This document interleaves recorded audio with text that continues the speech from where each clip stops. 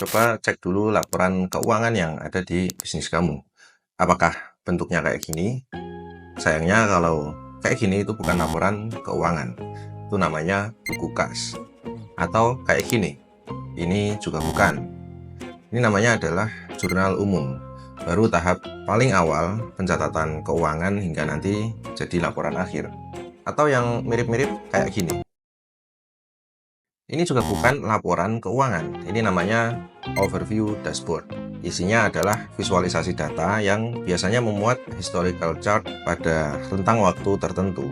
Nah, sayangnya overview dashboard ini seringkali berisi vanity metrics atau metrik-metrik yang sebenarnya kurang penting untuk menganalisa kesehatan keuangan di dalam bisnis secara akurat. Nah, yang benar teman-teman, laporan keuangan itu kayak gini, ada 4, harus lengkap ada 4. Neraca atau balance sheet, laporan laba rugi atau profit loss statement, laporan perubahan modal atau statement of owner's equity, kemudian yang terakhir ada arus kas atau cash flow statement. Mungkin banyak di antara pebisnis UMKM yang ngelihat laporan keuangan ini jadi mual karena nggak familiar sama isinya, nggak familiar sama formatnya, dan lain-lain. Tapi memang isinya adalah mual, M-U-A-L, modal, utang, arus kas, dan laba. Di video ini saya akan jelasin gimana cara menganalisis laba, di mana tempatnya sesuai namanya ada di laporan laba rugi. Di video sebelumnya, saya udah jelasin tentang betapa bahayanya penyakit liquidity problem, karena itu jadi penyakit paling mematikan nomor 1 di bisnis, dan sebabnya seringkali dimulai dari kesalahan memandang laba di suatu bisnis. Ini teman-teman, jadi laba ini memang sering bikin masalah di bisnis karena laba itu adalah yang muncul pertama kali di pikiran business owner ketika mereka mau berbisnis atau mau mengembangkan suatu bisnis. Tapi faktanya laba itu adalah angka yang muncul terakhir. Nah, disinilah kadang terjadi gap antara laba yang ada di angan-angan kalian sebagai business owner dan juga laba yang faktanya nanti didapat. Contoh gini, kalian memandang suatu potensi bisnis. Wah, produk itu enak ya, dijual 20.000, biayanya cuma 10.000. Berarti dia untung 10.000. Sehari kalau aku lihat rata-rata bisa laku 50. Jadi 50 dikali 10.000. Sehari untung 500.000. Berarti kalau sebulan untung 15 juta. Nah, disinilah kesalahannya teman-teman. Untung ini untung yang mana? Laba ini laba yang mana? Karena laba di bisnis, di laporan laba rugi itu ada banyak. Di contoh tadi, dia baru ngelihat laba yang ada di layar paling atas. Sampai titik ini, kadang yang kena jebakan bukan cuman foundernya aja, tapi investor di level UMKM itu juga banyak yang dalam tanda kutip kejebak. Jadi misalkan diajak partneran sama temennya, ayo pak bisnis ini untungin banget, peminatnya ada segini banyak, nanti marketnya kesini untung sekian. Nah, setelah jalan kok untungnya nggak sesuai yang dibicarain di awal atau mungkin bahkan rugi. Kita langsung masuk ke laporan laba rugi. Di sini teman-teman ada macam-macam laba. Ada laba kotor atau gross profit, ada laba operasi atau operating profit, kemudian ada laba sebelum pajak, dan nanti akhirnya ada laba bersih. Yang pertama, laba kotor. Simpelnya gross profit atau laba kotor ini nunjukin tingkat profitabilitas suatu produk atau layanan yang disediain di suatu bisnis. Dia nggak ngukur tingkat profitability atau seberapa untung bisnis kamu, tapi dia menunjukkan seberapa untung produk atau layanan yang kamu jual ke pasar.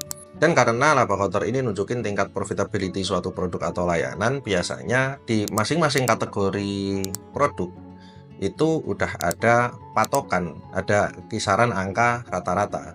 Contoh misalkan kamu jualan produk bahan pokok atau sembako, apalagi grosir, ya otomatis persentase laba kotor ini kalau dibandingin dengan total omset nggak akan bisa nyampe 20%. Kecuali kamu bisa benar-benar mikir yang out of the box, kayak misalkan jualan garam rupiah. Kemudian COGS atau HPP yang erat kaitannya dengan laba kotor itu dihitung berdasarkan jumlah barang atau jasa yang terjual. Jadi kadang untuk teman-teman yang masih nyatet laporan keuangannya dengan metode cash basis ini agak membingungkan. Karena cash basis itu mencatat berdasarkan uang yang benar-benar udah keluar atau masuk. Sementara kalau di laba rugi itu kita harus pakai metode accrual basis. Jadi nilai di COGS itu adalah total nilai atau harga dari barang yang berhasil kita jual, bukan keseluruhan kamu belanja stok. Termasuk juga pendapatan. Pendapatan itu dicatat berdasarkan jumlah total penjualan yang udah terjadi, meskipun belum terjadi pembayaran. Jadi misalkan di bulan ini kamu berhasil ngejual produk pakaian sebanyak 1000 pieces, dan masing-masing harganya 50.000 misalkan. Maka nominal pendapatan yang tertulis di laporan laba rugi itu akan menjadi 50 juta. Meskipun baru separuh dari mereka yang membayar, atau mungkin baru separuh dari total penjualan itu yang uangnya masuk, karena mungkin kamu ngejualnya itu B2B atau ke sekolah-sekolah misalkan. Kemudian untuk selanjutnya ada laba operasi. Nah, ketika laba kotor itu nunjukin profitability suatu produk atau layanan, laba operasi ini nunjukin tingkat profitability bisnis kamu. Atau dalam kata lain, nunjukin kemampuan kamu dalam mengelola bisnis seefisien mungkin sehingga bisa menghasilkan laba.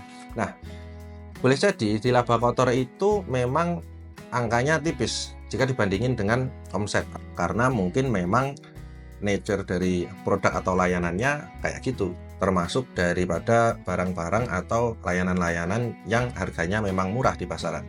Tapi meskipun kayak gitu, kamu tetap bisa ngakalin gimana caranya di bagian laba operasi ini angkanya bisa maksimal. Maksimal atau enggaknya laba operasi ini supaya fair itu dibandingin sama laba kotor. Jadi laba operasi itu kan sisa dari laba kotor dikurangi dengan beban-beban yang ada di bisnis. Poin-poin yang mengurangi laba kotor sehingga nanti di akhir akan ketemu nilai laba operasi itu disebut dengan beban operasional. Nah, beban operasional ini ada banyak. Pertama, ada beban umum dan administrasi. Ini termasuk biaya-biaya kayak misalkan sewa tempat, listrik, air, wifi ya, itu yang paling umum. Termasuk juga beban administrasi kayak admin bank, atau ketika kamu transfer uang nanti ada biaya admin kecil-kecil itu masuk di situ. Dan juga di era sekarang mungkin akan termasuk di dalamnya biaya berlangganan software ataupun aplikasi tertentu yang di situ akan menunjang bisnis kamu, kayak misalkan software design dan hal-hal semacamnya. Di bagian beban umum dan administrasi ini seringkali disalahpahami teman-teman di era digital sekarang, bahwa enaknya bisnis digital adalah kita bisa memangkas biaya-biaya, misalkan yang paling kelihatan sewa tempat. Kita nggak perlu ngeluarin uang banyak untuk sewa tempat di suatu area yang strategis sehingga nanti bisa mendatangkan konsumen lebih banyak, yang mana biasanya itu harganya akan mahal. Tapi faktanya angka itu akan berpindah ke bawah, ke beban yang selanjutnya, yaitu beban penjualan dan pemasaran. Nah, di bagian beban penjualan dan pemasaran ini termasuk di dalamnya yang paling sering adalah iklan. Iklan di era digital sekarang tentu kita sangat butuh. Termasuk juga ketika kamu endorse influencer, nah itu juga akan masuk di beban penjualan dan pemasaran. Komisi sales, bonus sales, ya, termasuk juga biaya layanan platform. Misalkan kamu ngejual suatu produk itu di marketplace tertentu, di situ akan dibebankan biaya layanan. Nah, itu akan termasuk ke beban penjualan dan pemasaran. Untuk beban perlengkapan itu adalah biaya yang harus kamu keluarkan untuk barang-barang yang menunjang bisnis kamu, tapi dia sifatnya nggak primer, dia sifatnya nggak langsung berhubungan dengan proses produksi barang atau proses penyediaan jasa. Kayak misalkan ATK, kamu di kantor atau di kios butuh beli kertas, atau butuh nota cetak, butuh pulpen, tinta printer, dan lain sebagainya, itu akan masuk ke beban perlengkapan. Beban gaji tentu kamu udah tahu, di situ ada gaji karyawan, entah dia statusnya karyawan tetap, karyawan freelance, dan lain-lainnya. Selanjutnya untuk beban pemeliharaan aset, itu biasanya akan otomatis muncul ketika bisnismu punya aset tetap yang mengharuskan kamu untuk merawatnya. Kayak misalkan mesin, atau mungkin kendaraan, dan juga aset-aset lain yang perlu perawatan rutin, ataupun ketika terjadi kerusakan kamu harus melakukan servis sehingga kamu harus ngeluarin uang di situ. Nah, itu akan masuk biaya pemeliharaan aset. Kemudian ada penyusutan aset tetap dan beban bunga. Nah, kenapa ini nggak saya masukin di bawah EBITDA? Nanti akan saya jelasin. Tapi sebelum itu, bagian penyusutan itu kalian perlu pahamin dulu kalau penyusutan itu bukan berarti kamu ngeluarin uang tiap bulannya untuk nanti bisa beli aset lagi. Bukan kayak gitu. Kita langsung ke contoh perhitungannya aja biar lebih gampang dipahami. Jadi contoh misalkan kamu beli 2 unit laptop untuk tim desain dan editing. Satu laptopnya misalkan 12 juta. Plus kamu beli satu handphone untuk bikin konten ya, untuk take konten itu seharga 6 juta. Cara ngitung penyusutannya itu kayak gini. Pertama, tetapin dulu masa manfaat. Misalkan kamu menetapkan masa manfaat dari laptop dan handphone itu tadi 5 tahun gitu ya. Kemudian bagi nilai ataupun harga beli dari aset itu tadi dengan jangka waktu manfaatnya. Itu adalah contoh metode perhitungan depresiasi menggunakan garis lurus. Jadi untuk laptop itu kan tadi harga belinya 12 juta. Dengan masa manfaat 5 tahun berarti 12 juta dibagi 60. Karena di dalam 5 tahun itu ada 60 bulan. Jadi kamu biar tahu nilai depresiasi atau penyusutannya secara bulanan. Sehingga kamu bisa masukin ke laporan laba rugi bulanan. Hasilnya berapa? Hasilnya akan ketemu 200.000. Untuk handphone tadi kan harganya 6 juta. 6 juta dibagi 60 sama caranya ya. Jadi akan ketemu nilai 100.000. Karena laptop tadi ada 2 dan belinya pun di saat yang sama, jadi kamu langsung jumlahin aja total. Tadi kan ada 2 laptop, jadi 400.000 plus handphone 1 500.000. Hasilnya nilai penyusutan 500.000 itu akan masuk ke laporan laba rugi kamu selama jangka waktu aset itu kamu pakai. Misalkan aset itu di tengah jalan kamu jual, nah nanti ada pencatatannya tersendiri. Dan setelah terjual, otomatis nilai penyusutannya ke depan nggak akan dicatat lagi. Nah, untuk beban bunga itu akan muncul ketika bisnismu punya pinjaman berbunga, di mana kamu tiap bulannya mengangsur dan di situ disertakan ada bunga pinjaman. Nah, yang dimasukin di laba rugi itu cukup bunganya aja, jadi bukan total angsuran termasuk angsuran pokoknya. Oke, setelah beban-beban operasional itu tadi dimasukkan, maka laba kotor itu akan dikurangi dengan semua beban itu tadi, sehingga akan ketemu laba operasi. Sedikit catatan tadi, kenapa beban penyusutan dan bunga itu nggak saya masukin di bagian bawah EBITDA? Karena di format yang saya bikin ini sebenarnya memang nggak mencantumkan EBITDA, teman-teman.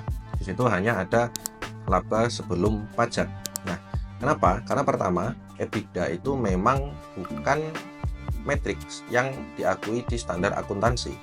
Dia adalah non-GAAP number, juga nggak ada aturan bakunya di PSAK, entah itu SAK EMKM, etap maupun SAK umum. Nah, nggak banyak yang tahu kalau EBITDA ini sebenarnya dirumusin sama seorang investor yang cukup terkenal dari Amerika bernama John Malone, bukan Joe Malone ya. John Malone yang dijuluki Cable Cowboy ini, dia sering invest ke bisnis telekomunikasi. Singkatnya, si Cable Cowboy atau John Malone ini menganggap kalau bisnis telekomunikasi itu punya suatu model finansial yang berbeda dengan bisnis-bisnis yang lain. Sehingga dia merumuskan sendiri suatu formula yang bernama EBITDA itu tadi. Nah, dalam hal ini saya lebih sepakat dengan investor yang lain, yaitu Warren Buffett dan Charlie Munger. Mereka berdua nggak sepakat dengan penggunaan EBITDA sebagai metrik untuk mengetahui tingkat profitability ataupun kesehatan keuangan suatu bisnis. Apalagi UMKM, ya ngapain pakai EBITDA? Khususnya saya sepakat banget ketika Charlie Munger ngomong bahwa EBITDA atau earning before interest, tax, depreciation, and amortization itu sama artinya dengan bullshit earning. Yeah, I think you would understand any presentation using the word EBITDA if every time you saw that word, you just substituted the phrase bullshit earnings. Ya, kamu nggak salah dengar, teman-teman. Kenapa dibilang bullshit earning? Karena simpelnya gini deh. Kenapa kamu harus misahin depresiasi atau penyusutan aset dan bunga dari beban operasional? Toh kalaupun misalkan nilainya sedikit, ya udah masukin aja kan di beban operasional, nggak terlalu berdampak juga. Kalau jumlahnya besar, ya justru jadi pertanyaan kenapa dipisahin. Harusnya kan masukin aja di beban operasional sehingga kamu bisa lihat seberapa bagus keuntungan di bisnis kamu. Karena sekali lagi laba operasi atau operating profit ini menunjukkan tingkat keuntungan dari suatu bisnis yang kamu kelola.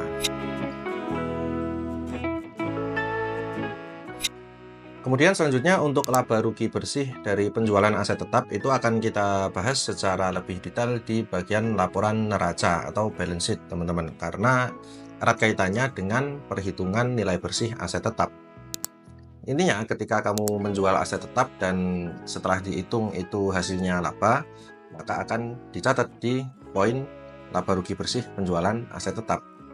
Ketika ketemunya adalah rugi, maka ditulis aja di situ nilainya rugi atau minus.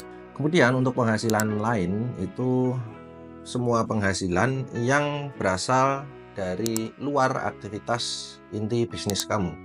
Ya, termasuk ketika kamu nemu uang di jalan, kamu ambil, kamu masukin ke bisnis kamu, ya itu masuk ke penghasilan lain.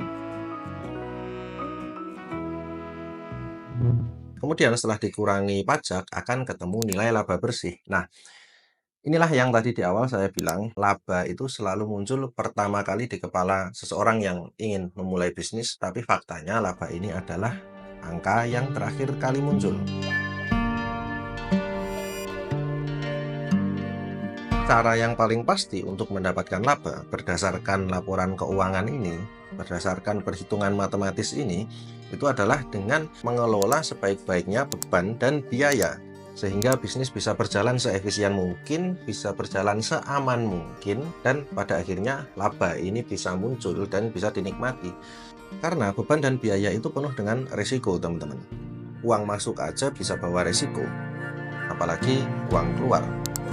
Nah, jadi mulailah untuk manage sebaik-baiknya beban, biaya, dan semua hal di dalam bisnis sehingga yang muncul itu profit, bukan justru resiko. Kalau di luar sana ada yang ngomong bisnis itu ambil resiko, bullshit teman-teman. Ya, bisnis itu ambil untung, bukan ambil resiko. Ketika kamu ngambil sesuatu, otomatis kamu dapat sesuatu itu. Jadi kalau kamu ngambil resiko, ya kamu akan dapat resikonya. Justru yang benar adalah menekan resiko itu semaksimal mungkin sehingga kamu bisa dapat hasil yang baik. Ini sama prinsipnya kayak cerita seniman yang namanya cukup besar dari Italia, yaitu Michelangelo. Nah, si Michelangelo ini dia adalah seniman yang bisa membuat lukisan dan karya patung yang bagus banget. Sehingga banyak orang yang penasaran, nanya ke Michelangelo, gimana sih cara kamu bisa bikin patung sebagus itu? Jawaban Michelangelo ini cukup terkenal dan sering dikutip dalam bahasa Inggris. I saw an angel in the marble and carved until I set him free.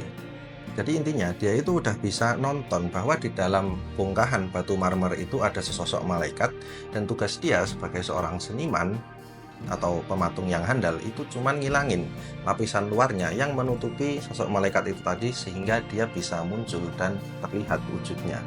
Sama halnya di dalam bisnis, teman-teman. Ketika kamu udah bisa ngelihat potensi profit, tentunya profit bersih ya, atau laba bersih, bukan sekadar laba kotor. Tugasmu selanjutnya adalah menghilangkan resiko-resiko yang melingkupi profit itu tadi, menghilangkan beban-beban dan biaya-biaya yang nggak perlu, sehingga profit ini bisa muncul dalam bentuk sesuai yang kamu inginkan. Lanjut, terakhir di laba rugi itu ada saldo laba, teman-teman. Nah, saldo laba ini adalah akumulasi jumlah keseluruhan laba yang berhasil kamu kumpulkan selama bisnismu berjalan. Nah, saldo laba awal ini apa? Saldo laba awal ini adalah saldo akhir dari periode sebelumnya. Ya, ini contoh misalkan di bulan September ya, itu ada saldo laba akhir 13.200.000. Nah, ketika nanti masuk bulan Oktober, maka angka 13.200.000 itu akan masuk sebagai laba awal di bulan Oktober.